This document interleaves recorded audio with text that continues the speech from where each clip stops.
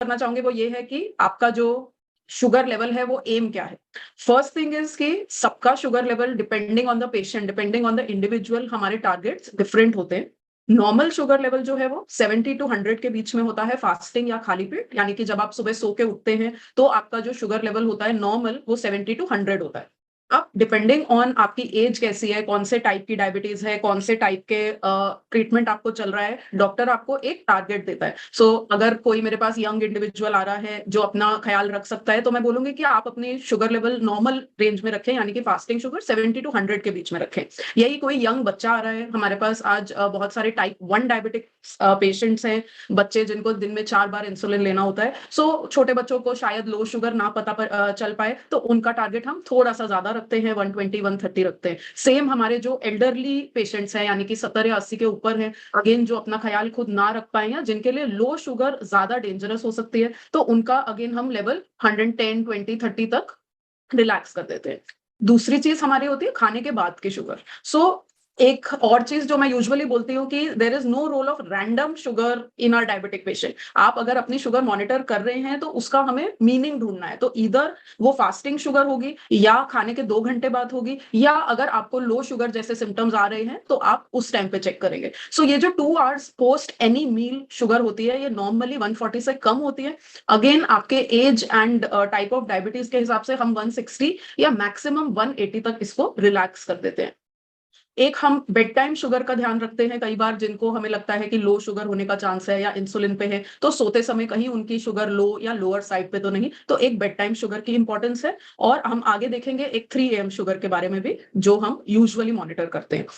ये जो हमारा ब्लड ग्लूकोज, ये जो हमारा ब्लड ग्लूकोज है ये हम ग्लूकोमीटर पे देख रहे हैं। अब सेकंड क्वेश्चन आता है कि ये जो ग्लूकोमीटर पे है ये कब देखना है और क्यों देखना है। सो फर्स्ट थिंग, जब आप शुगर मॉनिटर करते हैं तो आपको पता चलता है कि हम कितने टारगेट से ऊपर हैं, टारगेट से नीचे हैं। तो to see whether you are in control or not, that is one reason जो हम रेगुलर शुगर मॉनिटर करते हैं। दूसरा, हमें एक फायदा होता है कि हम जब भी बात करते हैं कि आपकी शुगर किस चीज से बढ़ रही है या किस चीज से घट रही है, तो हमारे खाने से क्या खाने से मेरी शुगर बढ़ जाती है, क्या खाने से कंट्रोल रहती है, या कौन सा हमारा एक्टिविटी है, एक्सरसाइज है जिससे मेरी शुगर लो हो रही है, या क्या स्ट्रेस से मेरी शुगर बढ़ रही है। इस सबको अगर हम क्लोजली जानना चाहते हैं तो हम अपनी शुगर रेगुलर घर पे चेक कर सकते हैं। इट इज नॉट पॉसिबल कि एवरी टाइम हमें कुछ भी प्रॉब्लम है तो हम हर बार लैब में ही जाएंगे। तो घर पे मेरे क्या खाने से क्या शुगर बढ़ती है ये मैं इजीली चेक कर सकते हैं। दूसरा, एक एक्सरसाइज है, तो कई बार आप एक्सरसाइज के लिए वॉकिंग जॉगिंग रनिंग के लिए जाते हैं, उसमें आपकी शुगर डाउन जा सकती है, या इवन 1 से 1.5 घंटे पोस्ट योर एक्सरसाइज ऐसी फ्लक्चुएशन आ सकती है। अगेन वहां पे इंपॉर्टेंट हो जाता है कि मैं इंस्टेंटली अपनी शुगर चेक कर पाऊं। तीसरा, मैंने जैसे कि पहले मेंशन किया, लो शुगर। लो शुगर मेरे लिए हाई शुगर से ज्यादा डेंजरस है। लो शुगर क्या होती है, आपकी जब शुगर 70 से कम चली जाए या आपको घबराहट, पसीना, बेचैनी ऐसे सिम्टम्स होने लगे तो हम चाहते हैं आप इमीडिएटली अपनी शुगर चेक करें, बिकॉज इस स्टेज पे इसको ट्रीट नहीं किया तो a person can go into coma as well. तो लो शुगर मेरे लिए ज्यादा डेंजरस है। आई ऑलवेज एडवाइज कि सब डायबिटिक्स के पास घर पे एक ग्लूकोमीटर होना चाहिए, ताकि ऐसा कुछ भी सिम्टम है तो हम कंफर्म करें कि क्या ये सिम्टम्स लो शुगर के हैं, एंड मोस्ट इंपॉर्टेंटली उसे इमीडिएटली ट्रीट करें। तो ये लो शुगर और हाई शुगर देखने के लिए हमारा ग्लूकोमीटर है। सेकंड, आप कब कब चेक करेंगे, ये हम बाद में डिस्कस करते हैं। डिपेंडिंग ऑन आपका गोली है, इंसुलिन है, कितने इंसुलिन है, उस बेसिस पे हम यूजुअली आपको बताते हैं कि आपको घर में कितनी बार शुगर चेक करना है। जो लोग स्टेबल है, यानी कि आपका fasting sugar, post meal sugar and HbA1c तीनों अंडर कंट्रोल है, ऐसे पेशेंट्स के लिए कोई पर्टिकुलर गाइडलाइंस नहीं है कि आपको कितना ऑफन चेक करना चाहिए। बट मैं अपने पेशेंट्स का यही बोलती हूँ कि आप स्टेबल शुगर में भी 15 डेज में या 1 मंथ में एक बार अपने घर पे देखिए कि क्या आप टारगेट में हैं। शुगर या डायबिटीज एक ऐसी बीमारी है जो एज के साथ बढ़ने वाली है। कभी ना कभी मेरी जो शुगर 1 गोली 2 गोली या 4 गोली पे कंट्रोल्ड है, कभी ना कभी वो शुगर आउट ऑफ कंट्रोल होगी, एंड उस आउट ऑफ कंट्रोल होने के कोई सिम्टम्स नहीं होंगे। तो सिंपल चीज है कि हम हर 15 दिन या हर 1 महीने में अपनी घर पे शुगर चेक करें कि क्या मेरी शुगर अभी भी टारगेट में है। सपोज वो टारगेट में है, then you can continue checking maybe once a month. But अगर वो टारगेट में नहीं है तो आप 2-3 दिन रेगुलर चेक करें कि उसी दिन सिर्फ आउट ऑफ टारगेट गई थी, क्या मेरी शुगर आउट ऑफ टारगेट ही जा रही है। जो लोग आपके इंसुलिन पे हैं, उनके लिए क्लियर कट गाइडलाइंस हैं। जितनी बार आप इंसुलिन लेते हैं, एटलीस्ट उतनी बार आप शुगर चेक करें। कई हमारे patients once a day insulin पे हैं, जो फास्टिंग शुगर को कंट्रोल करता है, तो अपनी फास्टिंग शुगर डेली चेक करें। दूसरा, 2 हमारे पेशेंट्स हैं जिनको बहुत इंपॉर्टेंट है रेगुलर डेली चेकिंग। एक जो हमारा 4 टाइम इंसुलिन पे है, उनको मिनिमम 4 टाइम अपना शुगर चेक करना है। दूसरी हमारे प्रेगनेंसी वाले पेशेंट्स। सो अगेन प्रेगनेंसी एक ऐसा कंडीशन है जिसमें हमें बहुत स्ट्रिक्ट कंट्रोल चाहिए डायबिटीज का, डेली चेक चाहिए। इवन स्पेशली अगर आप इंसुलिन ले रहे हैं तो इवन आपको ज्यादा चेक चाहिए। मैं आपको एक सिंपल ये दिखाती हूँ। So this is usual blood glucose monitoring chart जो हम सबको देते हैं। So if for all normal patients उसके ये सब 7 कॉलम्स हैं। Fasting, 2 hours post breakfast, then pre lunch and 2 hours post lunch, pre dinner and 2 hours post dinner। ये आपकी 6 नॉर्मल रीडिंग्स हैं। एक हम 3 AM रीडिंग कराते हैं। कभी कभी कुछ पेशेंट्स की शुगर रात में डिप कर जाती है, लो हो जाती है, जिसके कोई सिम्टम्स नहीं होते। So at times we ask the patients to even do a 3 AM reading. जो हमारे राइट पे है वो प्रेगनेंसी चार्ट है। सो प्रेगनेंसी में हम यूजुअली 1 hour पोस्ट मील के लिए एम करते हैं। सो उनका एक डिफरेंट चार्ट है। सो जैसे कि मैंने बोला कि अगर आप टैबलेट्स पे हैं, तो टैबलेट्स पे आप अगर अपना देखना चाहते हैं कि मेरी शुगर कितनी है, सो आप देख सकते हो, रोज आप एक रीडिंग चेक कर सकते हो कि एक दिन आपने नाश्ते से पहले कर ली, एक दिन नाश्ते के 2 घंटे बाद, एक दिन लंच से पहले, एक दिन लंच के बाद, एक दिन डिनर से पहले, डिनर के बाद, एक दिन आपकी बेड टाइम और 3 AM की। So these are different patterns जो आप अपना देख सकते हो। सपोज मुझे जानना है कि क्या खाने से मेरी शुगर बढ़ती है, या कोई मैंने पर्टिकुलर पार्टी में कुछ खाया तो मैं देखना चाहती हूँ कि क्या वो बैलेंस हुआ या नहीं, तो सिंपली आप खाने से पहले और खाने के 2 घंटे बाद की अपनी शुगर चेक कर सकते हैं, एंड यू विल नो कि उस पर्टिकुलर मील में हमारी शुगर में कितना डिफरेंस आया। Again suppose I don't have time but I want to know कि पूरा दिन मेरे शुगर्स के साथ क्या हो रहा है, तो सिंपली मैं कोई भी छुट्टी वाले दिन पे अपनी 6 रीडिंग्स चेक करके पता लगा सकते हैं हम कि हमारी पूरे दिन शुगर कैसी रह रही है। जैसे कि मैंने बोला कि जो एक हमारा सबसे इंपॉर्टेंट ग्रुप है जिनके लिए मैंडेटरी है, जिनके लिए जरूरी है कि शुगर चेक करना ही करना है, इसमें हमारे टाइप 1 डायबिटीज वाले पेशेंट्स हैं जिनको 4 टाइम इंसुलिन लगता है, या टाइप 2 डायबिटीज वाले जिनको मल्टीपल इंजेक्शन लग रहे हैं, या हमारी प्रेगनेंसी वाली फीमेल्स। सो इसमें 2 चॉइसेस होती हैं डिपेंडिंग ऑन हम शुरू के फेज में हैं या हम कंट्रोल अचीव कर चुके हैं। सो इसमें हम यूजुअली आपकी शुगर चेक करते हैं। शुगर के अकॉर्डिंग हमारी इंसुलिन डोज होती है। सो अकॉर्डिंगली आपको इंसुलिन डोज लेनी है, एंड देन टू नो कि वेदर वो डोज एक्यूरेट थी या नहीं, हम उसके बाद भी शुगर चेक करते हैं। सो ये एक इंटेंसिव मॉनिटरिंग है जिसमें up to 6 to 7 times daily हमें शुगर चेक करना पड़ता है। So these are the different ways on how you can check your sugar readings. Another is before and after exercise. So for some patients there is a lot of variation जब आप exercise करते हैं। So again before going for any physical activity हमने sugar check कर लिया। So इसकी जो main guidelines है वो हमारे इंसुलिन वाले पेशेंट्स है, टाइप 1 पेशेंट्स के लिए है, जिसमें मैंडेटरी है कि आप कोई न्यू एक्टिविटी या एक्सरसाइज कर रहे हैं तो आप पहले शुगर चेक करें। सपोज आपकी शुगर लो है, 70 से कम है, तो आप एक्सरसाइज नहीं कर सकते हैं, आपको पहले शुगर को करेक्ट करना है। सपोज आपकी शुगर 100 से 250 के बीच में है, तो you can go ahead with the exercise. But अगर ये 100 से कम है तो आपको पहले कुछ खा के फिर जाना है, या 250 से ज्यादा है तो शुगर आपकी करेक्ट करके फिर आप एक्सरसाइज कर सकते हैं। सो अगेन ये बहुत इंपॉर्टेंट है कि एक्सरसाइज में हम शुगर्स पे ध्यान रखें। कुछ एक्सरसाइजेस हमारी रनिंग जॉगिंग जैसी शुगर कम करती है, but there are some resistance exercise या कुछ योगा है जिसमें for some time sugar up भी जाती है, तो ये चेक करके ही पता चलेगा। सेकंड हम आ जाते हैं कि हम ये शुगर चेक कैसे करते हैं। सो पहले जमाने में, आज से मे बी 30-40 ईयर्स बैक, हमारे पास ये ग्लूकोमीटर की टेक्नोलॉजी नहीं थी। और अगर हम उससे पहले पिछली सेंचुरी में चले जाएं, जब डायबिटीज का पहली बार पता लगा था, तो डायबिटीज डायग्नोस करने के लिए आपके doctor usually had to take a sip of the urine to know कि whether this is sweet or not. So if the urine was sweet, then you had diabetes. And उसी से हमारे जो पहले इनिशियल टेस्ट थे वो urine के through derive हुए। तो 40-50 इयर्स बैक अगर आपको घर पे शुगर चेक करनी है तो आपको एक्चुअली अपना यूरिन कलेक्ट करके उसमें केमिकल डाल के उसे हीट करना पड़ता था, एंड कौन सा उसमें कलर आएगा उस पर डिसाइड होता था कि आपकी शुगर कंट्रोल्ड है कि 200 के ऊपर है या 300 के ऊपर है। And even for insulin injection वो एक इस अंदाजे से ली जाती थी। लकीली उसके बाद हमारे ग्लूकोमीटर इन्वेंट हुआ। जो शुरू की मशीन थी वो 1 से 1.5 किलो की मशीन थी जिनमें ये टेस्टिंग होती थी। तो आज वी आर वेरी लकी कि we have these small compact glucometers जिसमें हमें instant within a few second पता चल जाता है. सो इसमें हमारा जो ग्लूकोमीटर की मशीन है वो और हमारी ग्लूकोज स्ट्रिप इंपॉर्टेंट है. सो ये जो ग्लूकोज स्ट्रिप इतनी सी दिखती है, एक्चुअली ये आपकी इट इज इक्विवेलेंट टू जो आप लैब में देखते हैं कि लैब में कोई एजेंट डाला टेस्ट ट्यूब में, फिर कोई मशीन पे एनालाइज किया, फिर उसे हीट किया. तो ये जो सारा कॉम्प्लिकेटेड काम है ये छोटी सी ग्लूकोज स्ट्रिप कर देती है. इसमें 4-5 लेयर्स होती हैं. सो एक्चुअली ये एक बहुत सोफिस्टिकेटेड इक्विपमेंट है जो ये इतनी सी स्ट्रिप दिखती है. सो इस स्ट्रिप को हम ग्लूकोमीटर में डालते हैं. स्ट्रिप पे हमें ब्लड लेना है. ब्लड यूजुअली हम प्रिक से लेते हैं. तो you can see this pricking device या लैंसिंग डिवाइस. इसके अंदर हम लैंसेट फिट कर लेते हैं तो हमें वो नीडल नजर नहीं आती. सो जिन लोगों को नीडल से डर लगता है या पिन चुबाने से डर लगता है तो ये lancing device is good for them. आपको नजर नहीं आएगा और ये प्रिक हो जाएगा.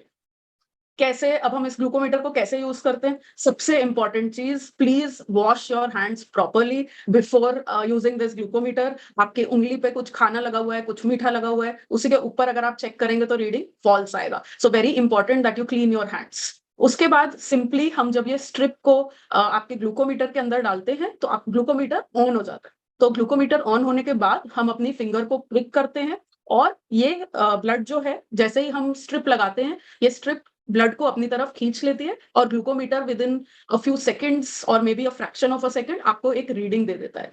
अब इसमें कुछ कुछ पॉइंट्स हैं जो we should remember. One thing is pricking.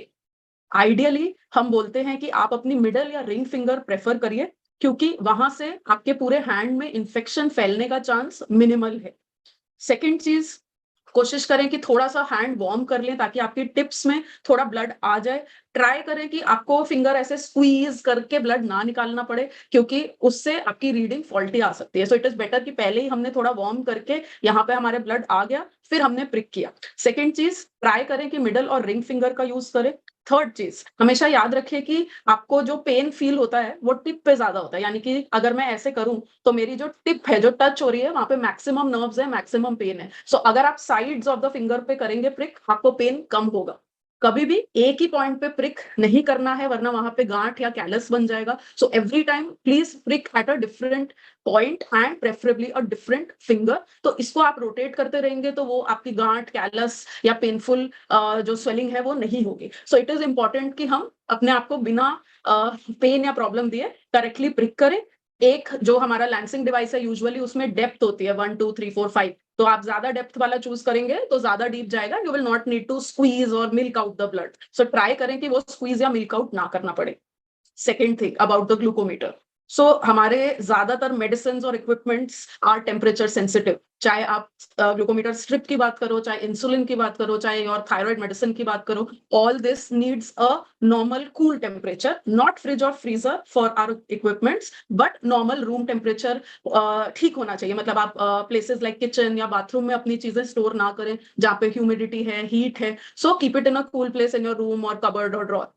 Second thing, हमारी ग्लूकोमीटर की स्ट्रिप्स जैसे कि मैंने बोला कि it is an equipment on its own. It is a sophisticated equipment जिसको आप स्टोर कर रहे हैं. तो प्लीज जिस एयर टाइट बॉक्स में वो आई है उसको उसी में रहने देंगे. अपनी एक स्ट्रिप निकाल के उसे क्विकली क्लोज करेंगे क्योंकि अगर उस आपकी स्ट्रिप या इक्विपमेंट में मॉइस्चर आएगा वो खराब हो जाएगी. Second most important, checking the expiry date of the strips. So actually I have faced troubles because the strip was expired and we didn't realize. So actually this has happened to me. I had once checked random sugar. Relative को हमारी diabetes थी, उनके strip से मैंने भी check करा and at 10 p.m. in the night the glucometer is showing my sugar at the age of 20 years to be 400. So of course I started panicking कि मेरी sugar 400 आ रही है, मुझे diabetes है और मैं पूरी रात सोई नहीं जब तक अगले दिन जाके मैंने लैब में टेस्ट नहीं कराया. And finally we found out that strips expired थी एंड जिसकी भी आप चेक करते 300-400 उस पे रीडिंग आती. सो दो चीजें हैं, एक आपकी जो स्ट्रिप होती है उसकी एक एक्सपायरी डेट है जब वो क्लोज्ड है. अगर आपने वो डब्बा खोल दिया तो उसकी एक डिफरेंट एक्सपायरी हो जाती है ranging from 1 month to 3 months. So very important that your strips are not expired. Second thing, हम जो नीडल्स या प्रिकिंग की बात कर रहे हैं, so we don't want you to share these needles with anyone else because blood से दूसरे इंसान को इन्फेक्शन हो सकती है सेम नीडल यूज करने से. एंड प्लीज ट्राई कि with every prick you are using a different lancet or a different needle. Other than that, most important thing is to note down what you are checking.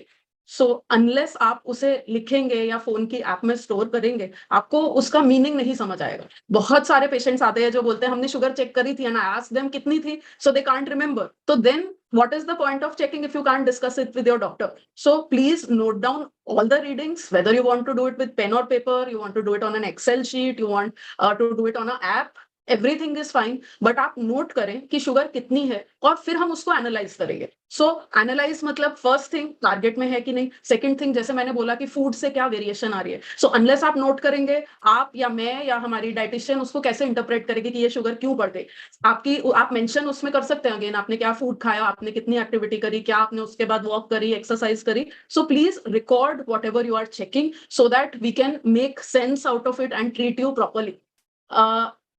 Again another interesting question, हर बार लोग पूछते हैं कि ये glucometer घर पे जो चेक करते हैं ये एक्यूरेट है, हम लैब में ही चेक करा लेते हैं। सो द ग्लूकोमीटर एक्यूरेसी तब बोलते हैं जब आपकी जो ब्लड, जो वीनस ब्लड हम बोलते हैं जिससे लैब वाले रीडिंग लेते हैं, वर्सेस हमारी जो फिंगर में ब्लड है इसे कैपिलरी ब्लड बोलते हैं। तो इसमें और आपके वीनस ब्लड में 10% से 15% का वेरिएशन आ सकता है, इसीलिए that is acceptable. So if my glucometer is showing a 10 to 15% difference from the lab reading, it is acceptable. It doesn't make it inaccurate. Of course, हमारे different brands हैं glucometers के, तो किसी की variability 8 to 10% होगी, किसी की 15% होगी, but this much is acceptable. दूसरी चीज, हमारे पास ऑलरेडी ग्लूकोमीटर है, तो सिंपली जब आप लैब में ब्लड का सैंपल देते हैं, उसी के आगे पीछे आप अपने फिंगर पे प्रिक करके चेक करिए कि कितना डिफरेंस आया लैब में और आपके मीटर में। सो अगर वो 10% या 15% तक का डिफरेंस है, that is acceptable. Always remember, हम जब भी आपको ग्लूकोज का टारगेट बता रहे हैं, शुगर का टारगेट बता रहे हैं, तो हम एक रेंज दे रहे हैं। हम आपको बोल रहे हैं कि नॉर्मल शुगर 70 से 100 के बीच में है। So every day when you get up, it can be different. Glucometer can show 80 one day and 100 one day. It doesn't matter. हमारे लिए रेंज इंपॉर्टेंट है कि इतनी रेंज तक जा रही है तो इट इज ओके। सपोज मेरा ग्लूकोमीटर 90 दिखा रहा है, so actual lab reading could be 80 also and 100 also, but both are acceptable to me. तो इसलिए हमें अप्रोक्सीमेट एक्यूरेसी अपने ग्लूकोमीटर पे देखनी है, उतनी हमारे लिए सेटिस्फैक्टरी है। लैब में मैं हर बार जाके अपने लंच के बाद की या डिनर के बाद की शुगर नहीं देख पाऊंगी, तो घर पे मैं वो शुगर मॉनिटर करके एक ट्रेंड देख सकती हूँ। सो चाहे मेरी शुगर ऊपर जा रही है चाहे नीचे जा रही है, I will know how to take care of it. So note these readings and consult the doctor, discuss with the doctor, analyze ki where you can make a difference. So sometimes only changing food, by only changing food you can make a difference. Sometimes if you are on an insulin dose, how to increase or decrease your dose according to sugar, according to food, we can always discuss that and you yourself can analyze what is happening.